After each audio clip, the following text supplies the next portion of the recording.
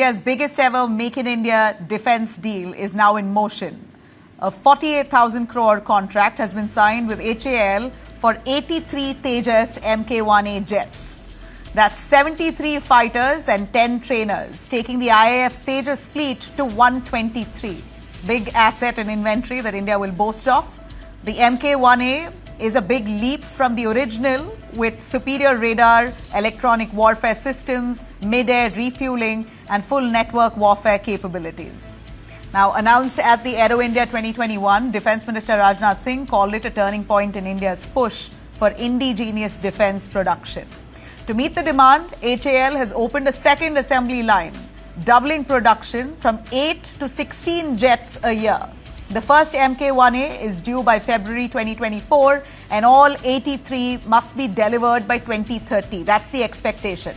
Just as the IAF retires its aging MiG-21s, we're hoping that the Tejas fighter jets come into play. But can HAL really deliver in time? That's the big question. The Tejas journey began way back in 1983. The first prototype flew only in 2001.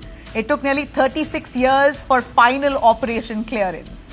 Now, even the Mk1A wasn't the IAF's first choice. It wanted to jump straight to Tejas Mk2, but delays forced a mid-level upgrade. Now, HAL is racing to develop the bigger Mk2, aimed to replace Mirage 2000s and MiG-29s, and is also working on the AMCA, India's first stealth fighter. The prototype of AMCA is due in 2026, production to happen by 2030.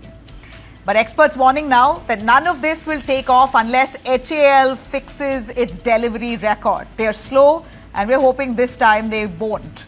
As Air Vice Marshal Manmohan Bahadur, retired, puts it very clearly, and I quote, he says, HAL must turn a new leaf. The IAF's future depends on it.